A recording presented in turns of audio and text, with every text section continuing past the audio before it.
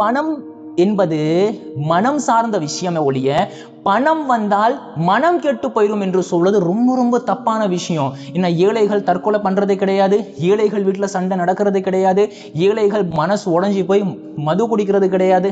ஆமாவா இல்லையா சொல்லுங்க? எல்லா பேருக்குமே நிம்மதியற்ற நிலை ஏற்படுவது அது மனிதனுடைய இயல்பான ஒரு விஷயம். அதை விட்டுறத பணத்தோட அட்டாச் பண்றது தப்பு. அதே மாதிரி ஹெல்த் இஷ்யூ வரும். பணம் வந்துச்சுன்னா ஹார்ட் அட்டாக் வந்துடும். பணக்காரங்களா பாருங்க, உடனே இதய நோயில அந்த நோயில இந்த நோயில செத்து போயிடுறாங்க. ஏழைகள் சாக மாட்டாங்களா? ஏழைகளுக்கு நோயே வராதா?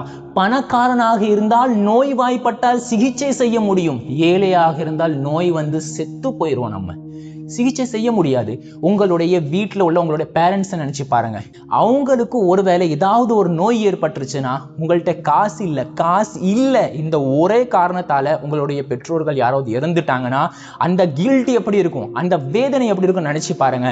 உங்களுடைய பெற்றோர்கள் வேணா சின்ன வயசுல டேக பார்த்து வாங்கி கொடுத்துருக்கலாம். ஆனா ஞாபகம் வச்சுக்கோங்க, நீங்க வளர்ந்ததுக்கு அப்புறம், நீங்க உங்களுடைய 30வது ஏஜை கிராஸ் பண்ணதுக்கு அப்புறம் நீங்க உங்களுடைய பேரண்ட்ஸ் உடம்பு சரியில்லைன்னா எங்க இருந்தாலும் சரி, இந்த உலகத்துல எங்க இருந்தாலும் என்னுடைய பெற்றோர்களுக்கு என்னுடைய பேரண்ட்ஸ்க்கு நான் ட்ரீட்மெண்ட் பண்ணுவேன். அதுக்காக எவ்வளவு முடியுமானாலும் என்னால செலவு செய்ய முடியும். அந்த ஆட்டிடியூட் உங்கள்கிட்ட கொண்டு வாங்க. நான் சொல்ல வர்றது ஹெல்த் இஷ்யூ என்பது பணம் சார்ந்த விஷயம் கிடையாது. அடுத்தது, people only need enough money to be comfortable. சொகுசான வாழ்க்கைக்காக வேண்டிதான் எல்லா பேருமே ஓடுறாங்க. நான் என்ன கேட்கிறேன், சொகுசுக்கு பொருள் என்ன சொல்லுங்க பாப்போம்.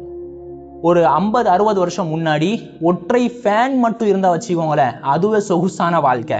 ஒரு சைக்கிள் இருப்பது ஒரு சொகுசான வாழ்க்கை. ஒரு 40 வருஷத்திற்கு முன்னாடி ஒரு வீட்டுல டிவி இருக்குன்னா அதுல ஒரே ஒரு சேனல் தான் வரும். அந்த ஒரு சேனல் வரக்கூடிய அந்த ஒரு டிவி இருந்துச்சுன்னா அது சொகுசான வாழ்க்கை.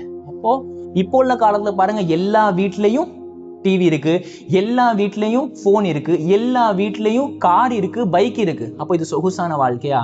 நான் சொல்ல வர்றது என்ன, சொகுசு என்பதற்கு எந்த ஒரு டெஃபினேஷனும் கிடையாது.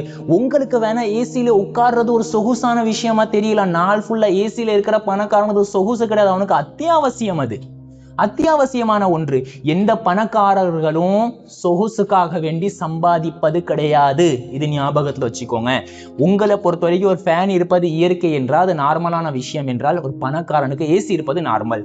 அதனால எல்லா பேருமே சொகுசுக்காக வேண்டிதான் சம்பாதிக்கிறாங்க. அப்படி கிடையாது. சொகுசு என்ற ஒன்றுக்கு வரையறையே கிடையாது.